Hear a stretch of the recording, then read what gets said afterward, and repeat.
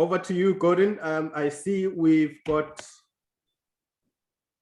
some new students on the call, but maybe in the interest of time, you can just proceed.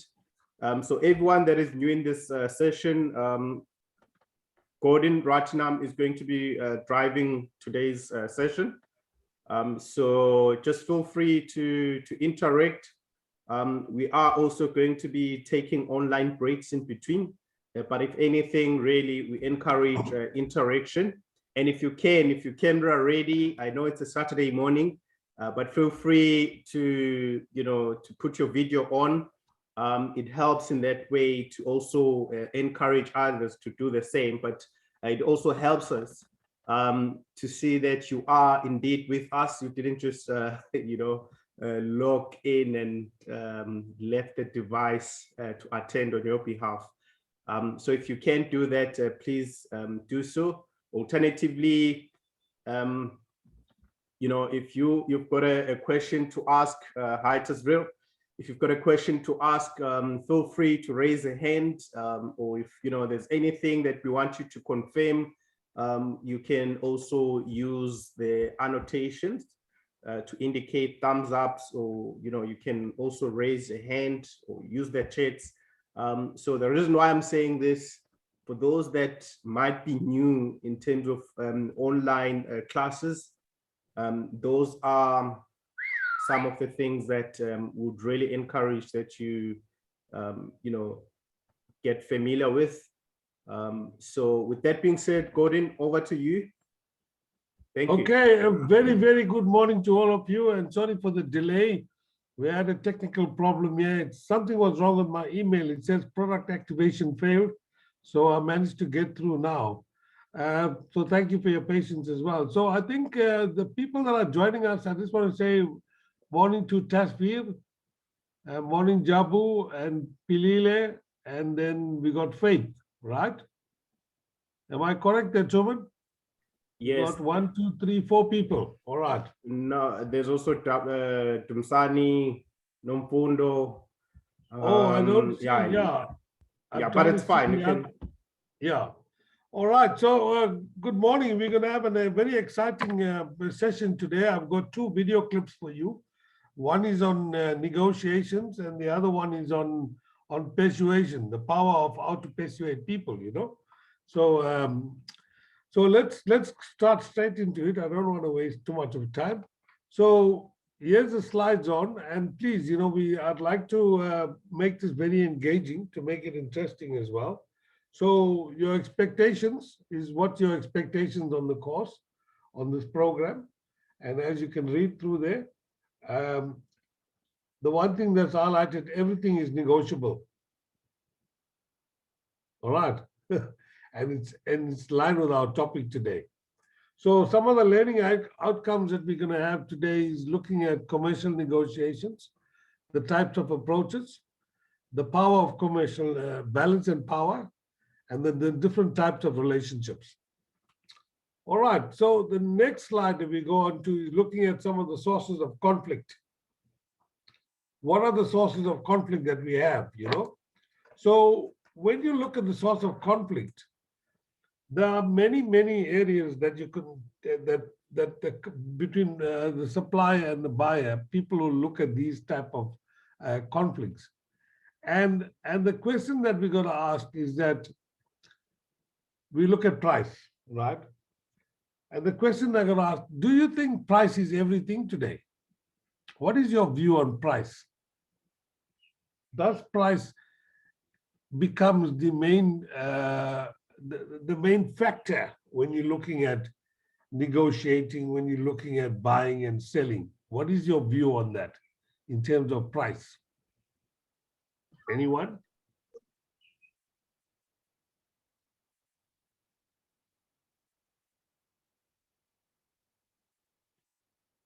I see a hand. I'm not sure, Dumasani, if I saw your hand up there, sir. Yes. I think what is now taking over to price is quality. Most of the people, they no longer look at the price tag. Now they look for quality. So basically, it used to be priced when something has got a high price, people they rush to pay. But for now, people they are looking for quality and to check whether it really suits their specifications and their requirements. Yes, absolutely, Dumasani. One of the things that people are moving away from is that price is not everything. You know, quality. Yeah. For example, when you think of the shop Woolworths, what comes to mind? For now, I can say it's quality. It used to be It's price, but now it's exactly, coming to quality. exactly. Quality is more important than the price because you wouldn't mind paying an extra rand because you're getting quality. So when you think of quality, the word Woolworths come to mind. So people will go to Woolworths and spend that extra rand because you know you're getting quality product. You know, if you buy a packet of apples in Woolworths, you won't find one of those apples that are damaged. Correct. But if you go to Checkers, you might find two that are damaged. You see the difference, the quality.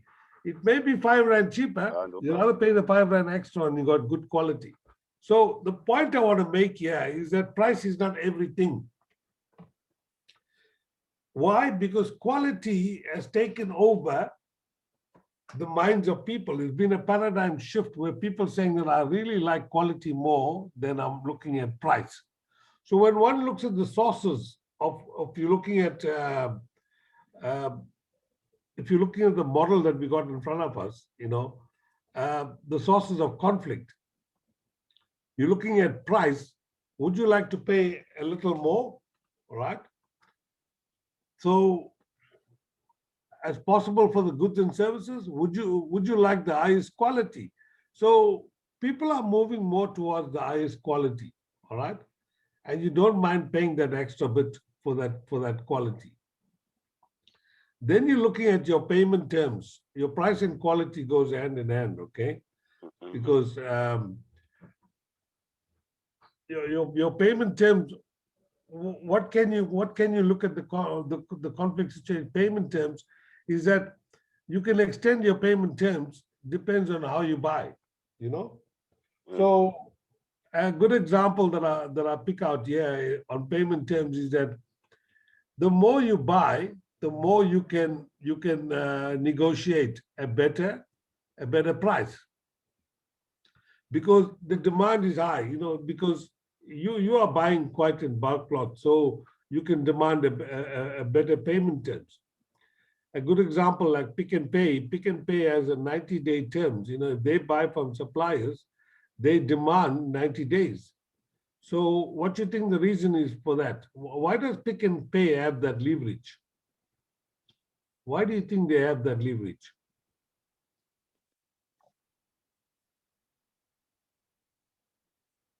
Anyone? Yes, sir. Yes, Tumasani? I think if they ask for 90 days, they have the time to check on the product that they've received from the supplier.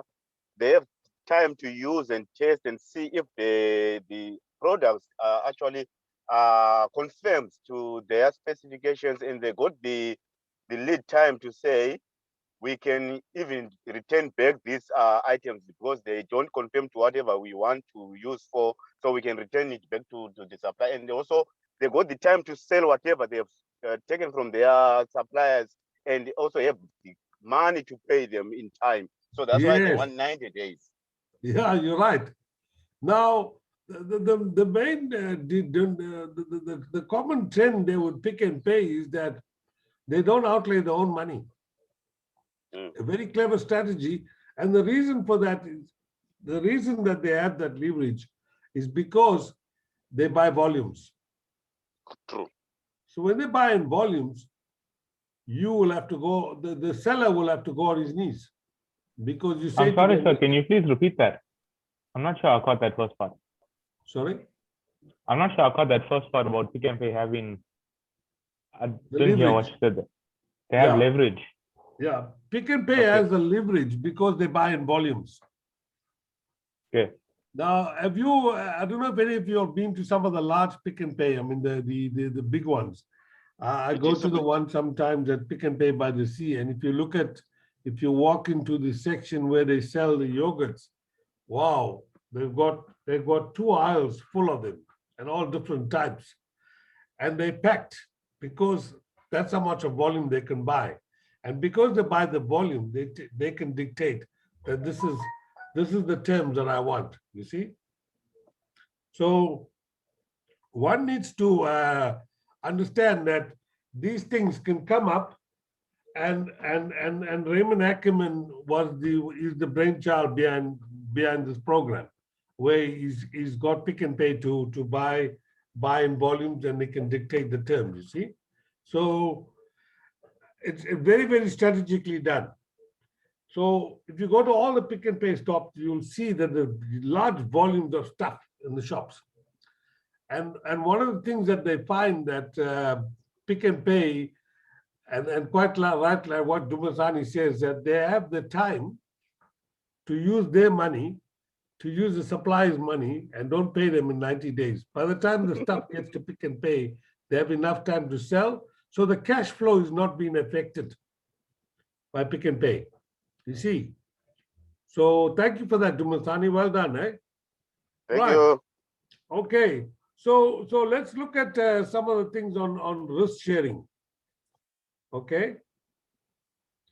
On the risk sharing side, what we're looking at is that supplier will take most of the risk, or would like the buyer to take most of the risk.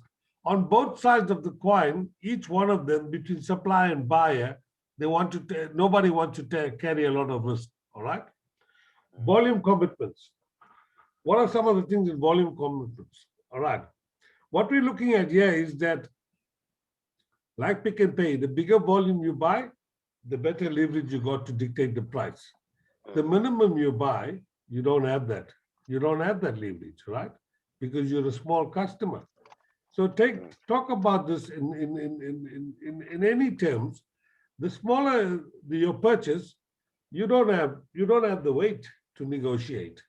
But the bigger your purchase, you have the clout, all right? Just remember that. So those are some of the things that fall under the volumes and commitment. Contract terms and conditions would like the buyer's T&Cs to govern the contract. The supplier, he would also want the same thing. So it's like in the middle ground there. Dispute resolution would like disputes to be resolved by the buyer, and same time with the seller will also want the same thing between supplier. So both sides here are on the middle ground as well. All right. Okay, Gordon. Before you proceed, I know I'm the moderator today, but I would like to ask, or maybe to just to add through asking a question. Yeah. Just to play a little bit of devil's advocate. Yeah, sure. So about the price, going back to the price, maybe this is not a question intended for you per se, but I'm just throwing it back to the fellow professionals in the call. So do you think that is an ethical thing to do, to keep suppliers waiting for that long? Or do you think that perhaps it's something that can only be applied to tangible goods, commodities? Is it fair that you adopt the same principle or the same strategy, even if you're dealing with, service providers, in terms of keeping them waiting for that long? Or do you think that this is a strategy that only applies in the retail industry? Like Gordon was using that example for Pick and Pay and Pay. Yeah.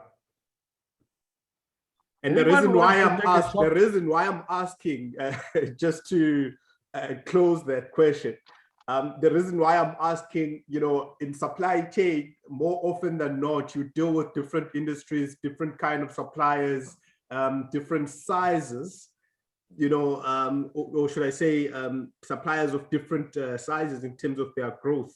So if you find yourself dealing with SMEs, and then you sort of adopt that strategy as your blanket approach, you also need to be mindful of that, to say, okay, what type of suppliers am I dealing with? And, what type of commodities or procurement are we talking about? Is it services? Is it, commodities? And do I apply the same approach right across or not? Okay. Anybody want to take a try at that?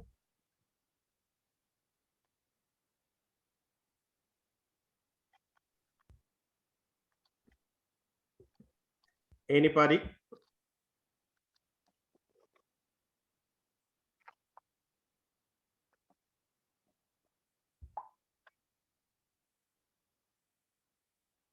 Hello, Truman. Yes, Tumsani, Yes. go for it. I do agree with your question, and I see where you are actually hitting the nail. It's like people like service providers like MTN and Vodacom, really, they can't wait for 90 days. They will switch off your cell phone. So you need to pay. If it's 30 days, it's 30 days. You need to pay them. Otherwise, they cut you off. It's like service provider like multi-choice, the DSTV guys. They can't wait for 90 days for you to pay them. They need it every month. So it depends on the industry. It depends where you are looking at. If you are talking about distribution, yes, in terms of fast moving goods, yes, most of them you can have this leverage of 90 days. But if you look at service provider, really like MultChoice and MTN and the Vodacom, they cut off your network, they cut off your phone. Absolutely. Thank you, Tumsani. Back to you, Gordon. Yeah, what I want to say is this cannot apply to all industries. The reason being is that people have cash flow problems. Like the retail industry, Pick and Pay, you can always tell Pick and Pay, sorry, I can't afford this, I need my money within 30 days. And I'll give you an example. I mean, I worked for Sapin in shipping. When I took over the credit control business in 2008, some clients had 45 days credit. I remember a client called ENC Charcoal up in Greytown. They used to ship like about 30, 40 containers with us every month. And because of that, they had 45 days credit. So I went to them and met them. I went to Greytown and spoke to them. And I told them, credit is becoming a problem for us because we found that globally, we've had about $3 billion US in our books, in our debtors books, which should be in our bank. And it's becoming a problem for us as the economy crunches. So they had to understand that, and I reduced that credit to 15 days. So we had to go around, look at all those people that were having 25 days credit. And now we don't give credit. 15 days is at the most in shipping companies. So you have to negotiate that and talk to them about it and tell them that this is not good for my business. You can't say to Pick and Pay, yeah, you can take 90 days, but meanwhile, you got no cash flow. You see my point? So you can negotiate to Pick and Pay as well. And if Pick and Pay doesn't want to understand, then you don't sell to Pick and Pay, you'll sell to someone else. And it is not ethical to make someone wait, for example, in a normal industry for 90 days. It is not ethical, it's not right. But with Pick and Pay, the suppliers who supply them are big suppliers. People like Unilever has got the cash flow to wait for 90 days because they're supplying big. See that? Yeah. You see my point there, Truman? Yes, Gordon. Yes, Gordon. Spot on. Thank you. All right. Okay, any questions on the slide before I move on?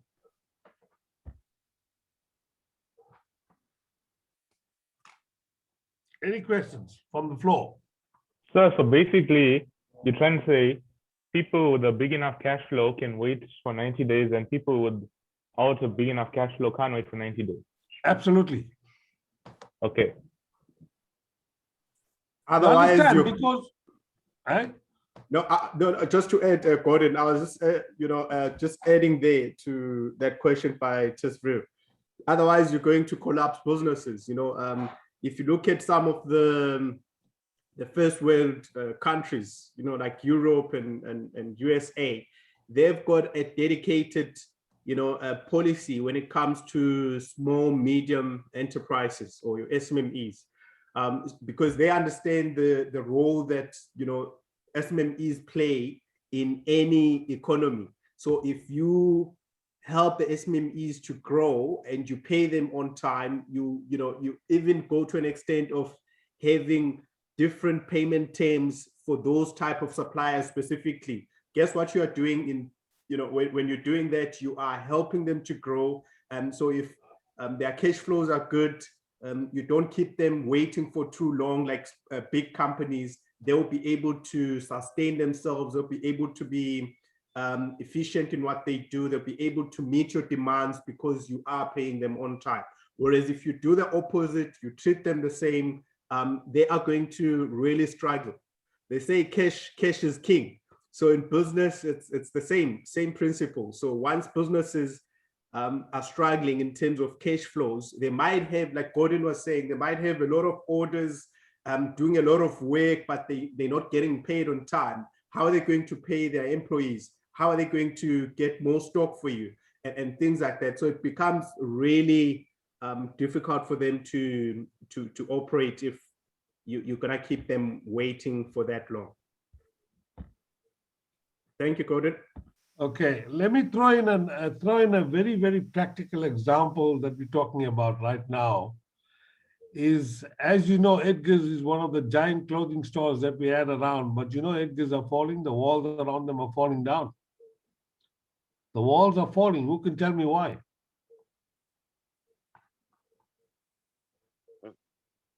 Welcome, Nonkuluku. Hello? Who can tell me why the Edgar's walls are falling down? Edgar's are falling down. They're not doing very well. I'm guessing because after lockdown, they suffered some major losses.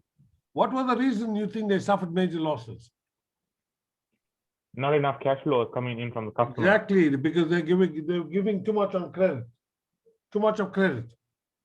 And that's why Edgar's, if you walk into Pavilion now, Edgar's used to have the center stage right in the front, but now they've gone to the side. M&M has taken over. So you see, too much of credit. And when too much of credit and you get bad debt, your debtors book become higher than your cash flow. You can't manage. It's not worth it. Okay? So there's a typical example of giving too much of credit and not negotiating and then credit terms, and then you sell the shop in the process. Like Truman said, your business will close if you give too much of credit. So you got to watch that. Keep a guard on that. All right. Any other questions on this one? Okay, let's move on. The next one is looking at conflict management styles. What are some of the conflict management styles that you get? All right. If you're looking at the sources of conflict, you got both sides here, right? You're looking at both sides. The one side is you're looking at the lack of clarity, right? When you look at the different management styles, is you'll have competing, collaborating, accommodating, and avoiding, right? Then you have compromising as well. So one of the things that you must look at in the negotiating styles is that you don't want a win-lose situation in this model. You don't want to be too much of competing.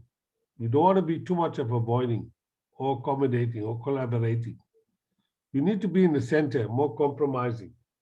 The reason for that is that you want a win-win situation.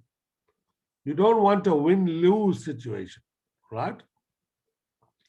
Because you don't want a seesaw, you get the seesaw mentality or the seesaw situation.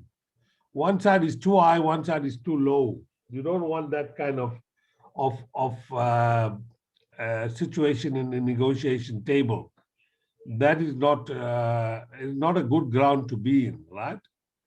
So the Thomas Kilmann model talks about these real factors in terms of how to be assertive, when to be unassertive, how to be cooperative, all right? Now, in my career, I've been to many negotiations in terms of negotiating a win-win situation. So you don't walk away leaving the other party felt betrayed. And the reason for that is that you look at the different sources of conflict You look at the methods of communication, what types of methods that you must get. Very important to look at how you go about dealing with them. You know, the different methods can be face-to-face, you can have videos, but I think the best one is the face-to-face. You know, you can see the people and you can talk to them. So those are some of the, it creates conflict when you're doing something on the phone, because you can't see body language. You can't see certain things that you might want to see in a face-to-face discussion, all right? And it's very important to set ground rules when you come into these conflict management styles. One of the reasons for that is you want to achieve a win-win situation, all right? So if you look at the model on the right between the buyer and the supplier, everybody wants to compete, want to accommodate, avoid, compromise, and collaborate. But the middle ground here is compromise. Lots of times you will go into the negotiation process and you'll find that the one party wants everything. And what happens when the one party wants everything? Then you're selling the shop. You got to be careful of that as well, all right? It's very important not to allow that. So, have any of you guys been in a negotiation table before?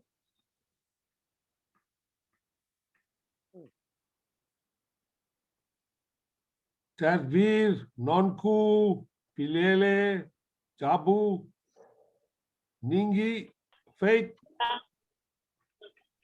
Anyone has been in the negotiating? Have you been part of a discussion? Other than a monthly allowance. Hello? I Yes. have been on negotiation for my monthly allowance. Okay, and how did it go with your monthly allowance? We have to, my mother has to give me what is on the table for her, what she can offer, and then I will give her terms to say that if you give me a certain amount, this is what I'm going to be doing for you. Yes, So I like that. I think that's the practical example that I can use. Yes, I like the practical example because, you know, I'll tell you something. Negotiation takes place at all sides. It takes place at home. What I like what you did here, ma'am, is you put something on the table. And you know what that's called? That's called a push-pull strategy. So you push and you pull. You said, if you give me this, I will do this for you. All right? So I like what you're saying. Very nice. Negotiation doesn't take place in the workplace. It takes place at home. All right? You can negotiate with your child and tell your child that your child doesn't like to eat the vegetables. You know, when a child doesn't eat his vegetables, they say, if you give a child an option, he will choose one. But if you give him no option, he'll take nothing. So for example, you say to your child, so which one are you going to eat, your carrots or your peas? He'll give you an answer. Try it. Try it at home. So I like that push-pull strategy that you're using. So it's all about using a collaborative. What you've done there, you were collaborating. You basically said, I'm going to offer you something. And because of that, my allowance needs to increase and I need to get a bigger allowance because I'm doing more things for you. So brilliant. I like that. Anyone else? Anyone else? And I'm talking about not only in the workplace, but practically. The reason why I'm asking you this, I don't want you to just look at theory and understand what I'm telling you, what happens in the business place, but I want you to use this in practice. After this lesson here, I want you to become good negotiators, not only in your jobs, but in everybody you come in contact with, but to negotiate in a very ethical manner as well. So anybody else?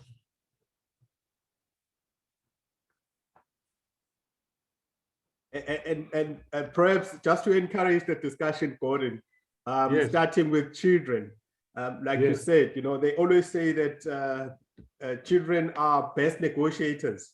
You know, Yeah. if you are a parent, you would know this, you know, and to go beyond that, in one way or another, we've all been part of negotiations but perhaps without even realizing it. You know, if you've got a girlfriend, boyfriend, that's all part of, you know, negotiating, the power of persuasion and all of that, the things that we're going to be talking about in the next couple of slides. So there is really no, I highly doubt that there's someone on this call that would say that they've never been part of negotiations. You may Yes. have not known that you were negotiating, but now that, you know, we've explained the concept, then you get to understand that, you know, negotiations is not only about business. You negotiate at home, you negotiate with your brothers and sisters, with your kids, you negotiate even, you know, if you're part of the community, some community forums, whatever you do, there's always negotiations Absolutely. taking place. Absolutely. Negotiation takes place everywhere. That's why I wanted you all to see it in a very practical way.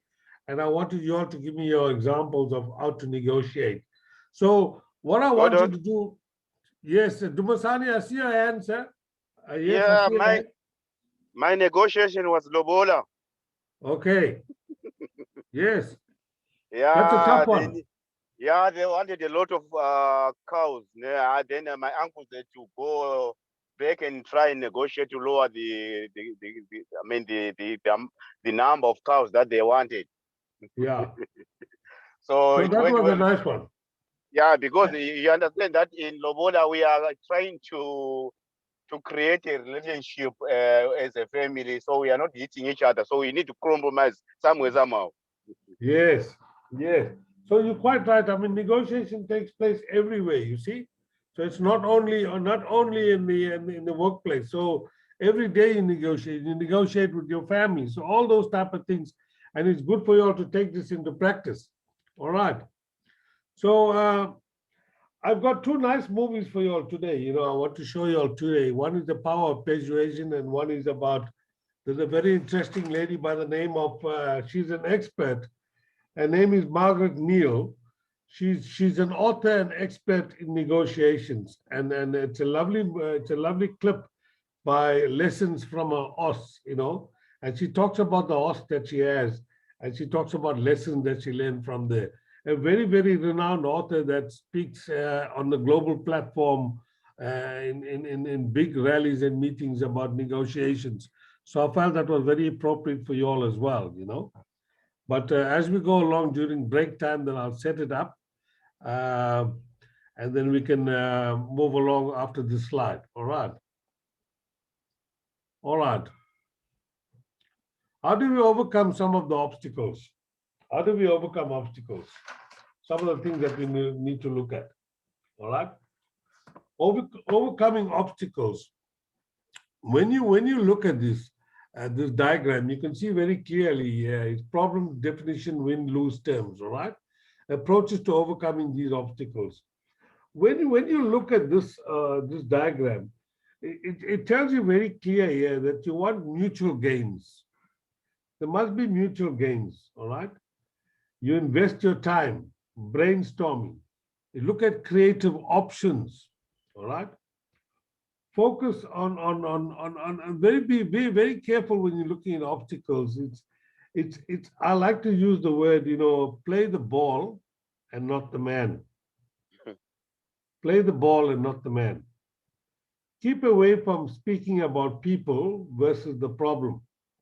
In other words, separate people versus the problem, and avoid using the word you all the time.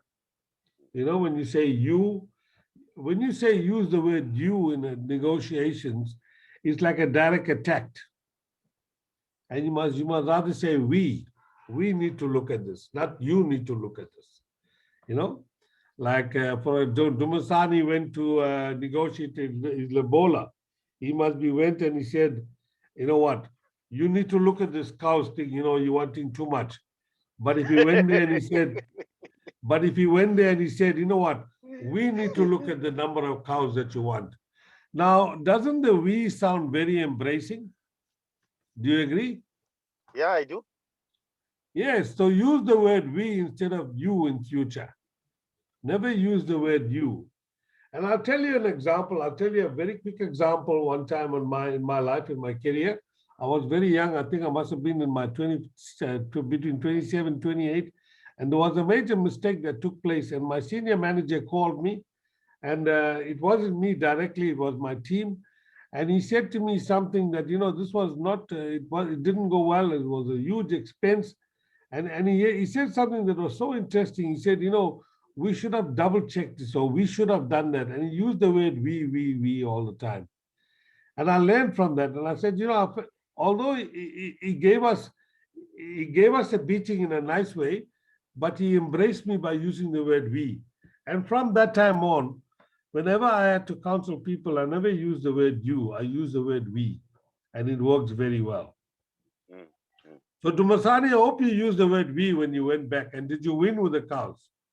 No, we did win, Gordon, because we were using we because we are now a family. If you say you, then you won't win. Okay, yes, you're right. When you say you, you're directly attacking them.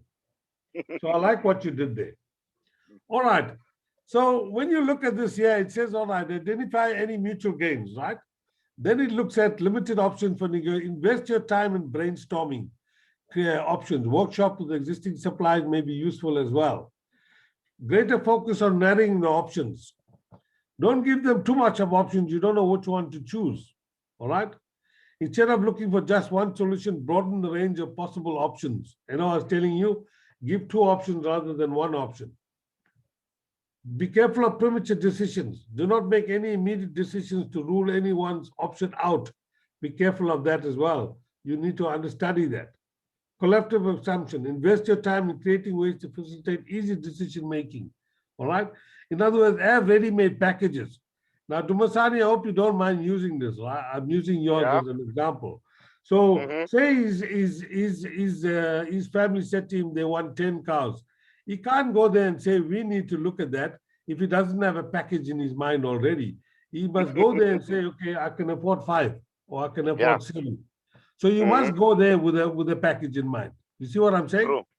True. So when you get there, you must say, listen, man, hey, I think we need to look at the number of cows. You're wanting 10. 10 is too much, but I think 5 would do, So you give them an option as well. And you also have a ready-made decision that's done for you. You see? Yeah, Gordon. I said to them, I got 6 because they needed 11. I said, we got 6. They say, no, make it 7 then. Yeah. And then now what you've done there, Dumasani, you see also what's very nice to do, and strategically you must do this, right? Say, for example, you can only afford 6. Say you can afford 6, right? So you go there and you tell them, hey, listen, man, we need to look at the number of cows, man. 10 is a bit high, but 5 I can afford. I can afford 5. Yeah. But you can afford 6, right? Yeah. So you go there with 5. What they'll tell you? No, man, 5 is a bit. Why don't you make it 6? You see, so you have that.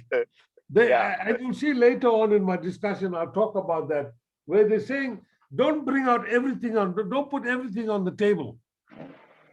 Keep something under the table where you can play with. So when you go there and tell them, listen, man, hey, 5 is more realistic. I can afford 5. Then you beg them for 5, and then they come back and say, no, man, 5, make it 6, man, 6. You say, whoa, man, 6 is hard for me, but I'll try my best. Yeah. All right. All right, guys. Can we have a 5-minute break? And I want to set up the video in the meantime. Is that okay for everybody? Yes, from my side. Oh, maybe we should. Yeah. Then I want to just set up that. I want to set up one of the videos, and then we can come back in 5 minutes. Is that okay? Let's go for it. All right. So that's 10 o'clock. Thank you. Yes, we'll come back at 10 o'clock. Okay. 10 o'clock already.